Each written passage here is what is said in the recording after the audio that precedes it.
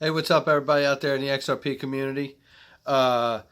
Today's video is like an extension of the conversation that we've been having. I want to talk about the XRP and the classification that we're currently waiting for between the SEC and the CFTC and any other governing bodies that we should need to hear from we haven't heard about as of yet. Let me just say, there was a video posted on Twitter, and if you don't follow this guy, Stephen Deep or Dipe, it's Stephen, P-H-E-N, Stephen, and it's D-I-E-P, and I apologize if I'm not saying his name properly, but he finds some amazing material, and he shares it with everybody on Twitter, XRP Ripple related, and there was a great video that he shared, a couple videos of Marcus Treacher from Ripple.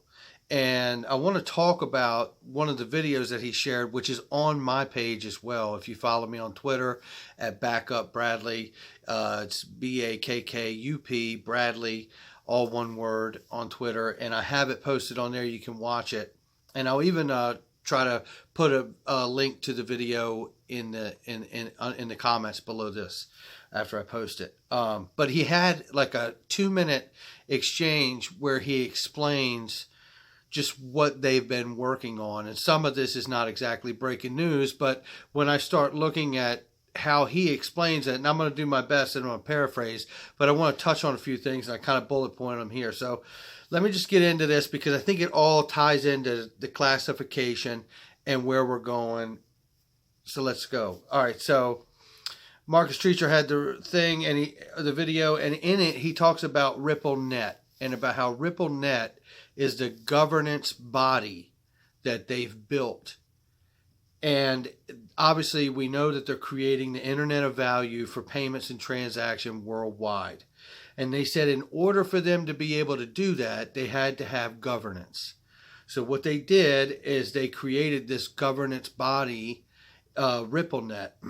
And this has enabled them, due to creating this governance body, to get a committee built, and it's made up of members from leading banks who are voted onto the governing body, which makes them a member of this RippleNet committee, and it creates a formal membership structure. It's the first time that anybody's put a scheme together like this since SWIFT in 1974.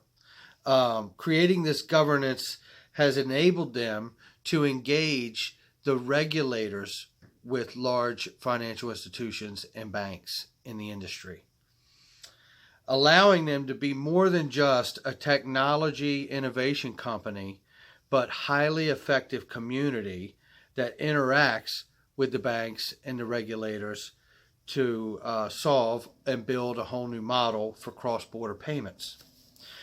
RippleNet is the governance body that connects the regulatory world and banks with lead organizations worldwide to the structure that creates traction globally for them. It's paraphrasing, but that's kind of what he said. What that all leads to is creating the opportunity for these guys to have a regulatory sandbox to test new products as they're being built. Now, this goes back to what we all also know too. Ripple as a company has had relationships and partnerships. We all know, if you follow CKJ Crypto News, if you don't, I would. He's incredible. Or Alex Cobb, he's incredible. Thinking Crypto. All these guys are great sources of information out here, where we've known for years that this regulatory sandbox has been testing these new products and things of Ripple for the last 2 or 3 years, some more than that. So this illusion that where you hear people at times talking about how, well, we're not sure how this will work and we have to be careful with new innovation. Yeah, they're right, and they're being straightforward, but not exactly right, because they don't talk about the fact that these regulatory sandboxes, in particular here, because no other coin is doing what Ripple and XRP are doing, period. It's not happening. So it shows you just how much has been taking place and how much is going on. And it also shows you, too, the main objective first out of the gate is cross-border payments and transactions worldwide.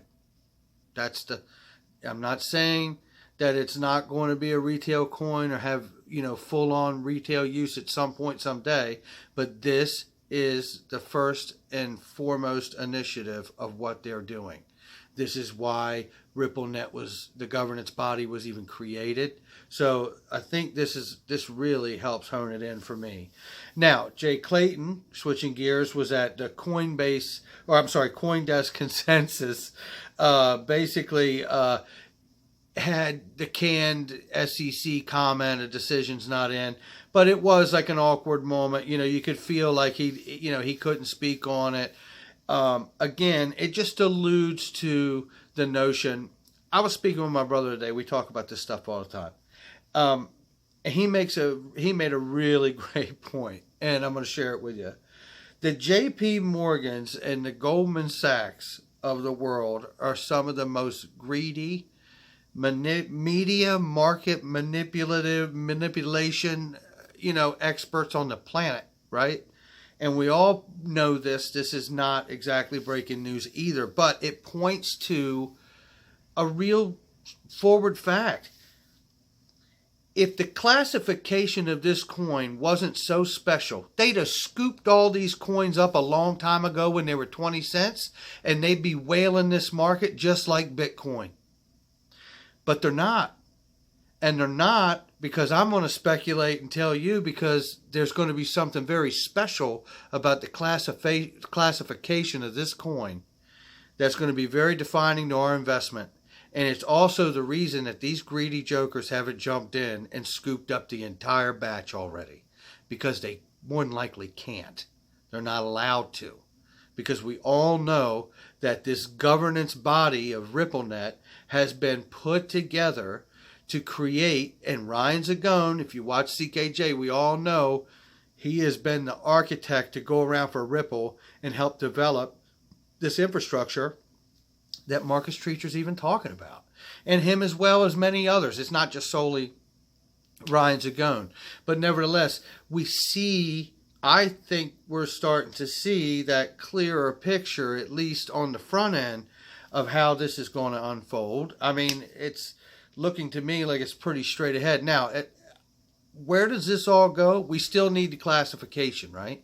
But it just points to me that the way XRP is going to be classified is going to be different than any other coin that has been looked at to date. And I think we all know that, and we're just waiting to find out how they treat it. But I think one of the bigger notions of this is that it is exactly right. It's so special that not even the J.P. Morgans and the Goldman Sachs are allowed to go in and just scoop it all up and go for a free-for-all. Because there's something in place already that is putting the brakes on that kind of approach. Because they're not going to have another Bitcoin situation. They're not going to allow that to happen. This coin's far too special. Okay, so anyway, I'm going to drop that right there. We'll wrap it up right there. I do want to pick this up with another video after this. It's going to kind of pick up on this. And, just to drop a little hint about it, I think we should talk about the idea of a notion or speculate on what if all of this classification leads to some kind of a lockout at some point, whether it be temporary or long. We'll get into it in another video. But for now, I think understanding that the classification is the most important thing that we're waiting on at this point, and the things that we're seeing that Marcus Treacher laid out in that video, and I encourage all of you to go watch it, and the fact that Jay Clayton today, who is a very outspoken man, didn't have too much to say on that topic of XRP today. So pretty exciting. I think we're getting closer and closer. Obviously, I think we're getting to a place where there's going to come that last card that has to lay on the table, and that card is classification. So I'm excited for it to come. I think we're getting closer all the time. Anybody has any comments, or if you've seen anything today out there on Twitter, post it, put it in the comments. You guys leave some great points and comments. Keep it going. I'll see you on the next one. All right, bye.